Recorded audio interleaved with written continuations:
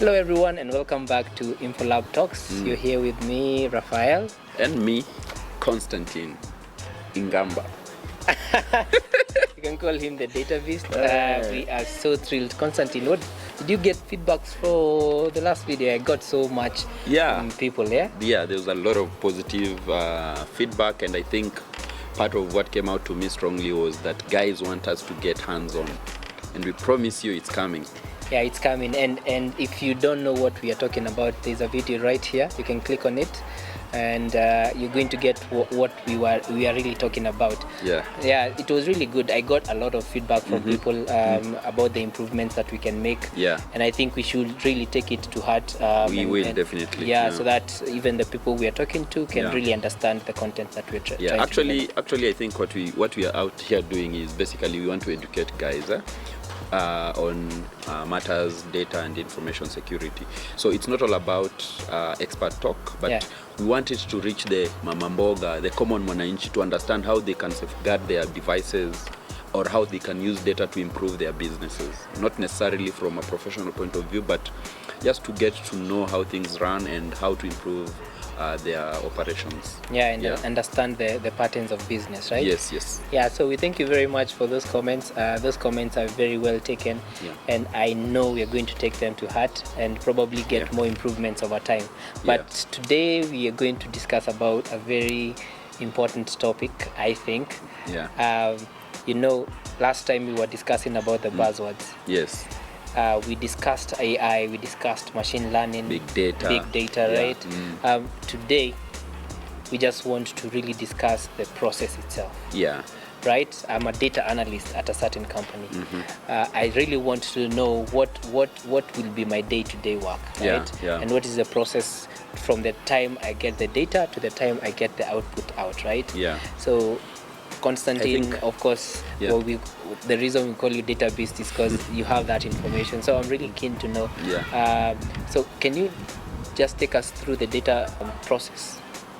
Yeah, I can. So I think the data analysis process is I personally use it in my day-to-day projects that I work on, and I think I normally try to summarize it in a five-step process, and maybe we can just dive into it and talk about the various processes that I personally consider when I'm working on a data project. So number one, I always look at what I call the question stage.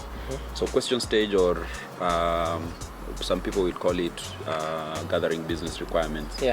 Even as a project manager, you know that it's very important that you get your requirements right before you embark on any project. So part of what most people overlook is that particular stage where you sit with the stakeholders and try to get to understand what they're trying to solve. Or because at the end of the day, data is there to solve a problem. So you need to understand what the problem is and what data do you need to be able to solve this problem. So, and where does this data sit? Sometimes you may have the data, you may not have it, and I know it's very important that you understand the problem you're trying to solve before you embark on that project. So let me ask you a question. So this is whereby you get to just understand what kind of data you're having, and then you could get that information by sitting with the stakeholders, them explaining what kind of data they are having, and so that when you receive it, probably in a stage that you are going to discuss, then you can really understand and be able to synthesize it much better. And just to add on to that, sometimes you may not have the data, or even the stakeholders themselves may not know where the data sits. So sometimes somebody will tell you, I want to analyze this particular problem that we are having. We are taking too long to resolve this particular issue in the company. But now you have to also critically think about it and understand, okay, this is the issue at hand, but now what will I do to solve it? So it's not just about connecting to the database or to an Excel sheet and pulling out that data and analyzing it, but you have to understand now what is the problem. So right, Constantine, you've given us, that is step one, right? So what do you do after you have understood what the stakeholders need? So once I understand the business requirements, I go to the next stage, which is basically what we call data wrangling. So during the data wrangling stage, number one, you'll do three things. Number one, you will gather your data. Once you gather your data, you will assess it, and then once you assess it, you will clean it. So it is in those three in that particular order. So you first of all, of course, you now understand the requirements of the business. Now you know where to go and get the data. So your data may be in a database somewhere, it may be in some manually kept Excel sheets, it may be on social media, it may be in very many different sources. And now at this particular stage, you are trying to, first of all, get your data. So you go to the database, you pull the data. You go to the spreadsheets that are maybe manually maintained and pull that data. Then once you pull that data, you assess it. So you will look at things like the particular columns in... Sorry, I'm a bit lost. Yes. So is assessment another, is it a step 3 or is it still part of data the data wrangling? Okay. So data wrangling will be in 3 steps. So that is, first of all, you gather the data based on the different sources the data sits in, and then once you gather the data, you will now try to assess that data. So try to understand, how will I be able to join this data and this data. So sometimes you'll find that maybe let's say for maybe a simplistic thing would be like the date format. So if I maintain data in an Excel sheet, somebody would have used a different date format as the one that is in the database. So you have to make sure that if the data in the database, for example, is stored, the data is stored as a variable character, you have to convert that variable character into a date. So you'll try to first of all just assess the data, see how the data is looking, and then now clean the data. Now the cleaning stage is where you look at the data and try to check, are there any duplicates in the data, are there missing data points, and when there are missing data points, what do you do?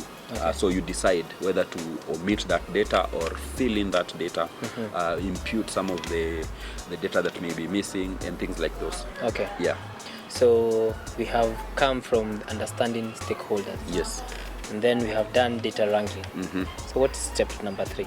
So the step number 3 is now, assume now you've done your assessment, you've gathered your data, and now you've cleaned it, and it's up to a very good level of quality. And now the next step is now doing the data analysis, so what we call the EDA stage, exploratory data analysis. At this particular stage, now you try to discover patterns in the data. So if you had remember at stage 1 you had questions that you are trying to answer.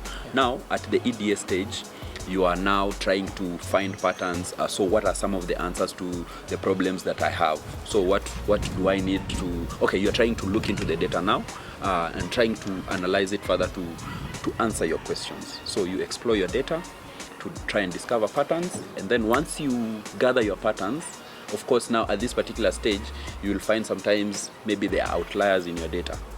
When you discover outliers, assume you are building a machine learning model, you make up a decision on whether, so you do some what we call feature engineering. So you choose the best features for your data set. So if you discover there is an outlier, there is a particular, so like if you're analyzing insurance data, you'll find in a particular year, you had this very huge claim, and it's advisable not to use that because it may overstate your predictions, because it's a 1 in a million event.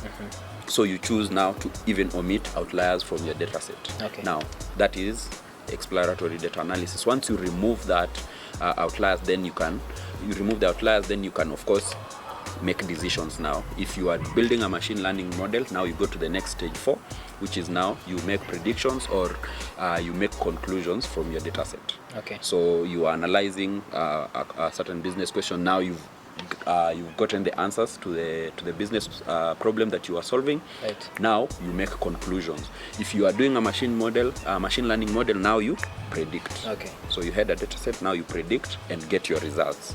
Now once you get your results, now you move to the final stage, which is communicate. That's stage 5, yes? So you communicate to your stakeholders, the guys who had the business questions. Now you give them the answers. Now during this communication stage, this is where you present to the various stakeholders within the organization or to the different people who had asked you these questions. As I said, this process is continuous. So at the inception, when you are gathering the requirements, sometimes you may miss out something. And now whatever you miss may come out during the final stage when you're communicating to the stakeholders. And when they give you, if somebody tells you, for example, that you had missed out a certain data point, that you are trying to use to collect data that they use to maybe make decisions, then you have to go back to that source and try to pull in that data and then take it again through the same process to try and of course resolve the question. Maybe that particular data source that you missed may make you have a different conclusion.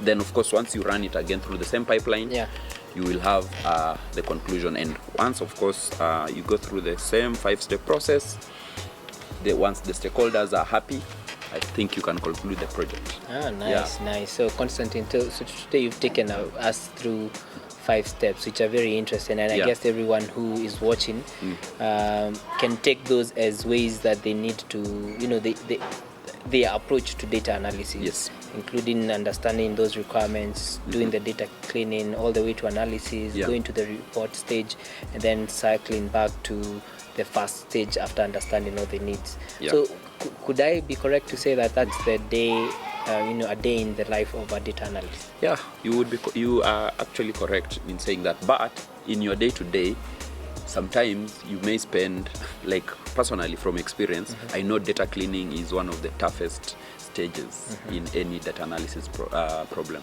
because most of the times the data you want may not either be there or it's not in the format that you need. So just trying to clean this data sometimes may take up 70% of that whole process. So in a day-to-day work of a data analyst, they may spend most of the time doing data cleaning and only about 30% of the data doing these other stages. I see. So thanks bro. I've learned a lot today. And I guess what do you think you're going to tell us next time?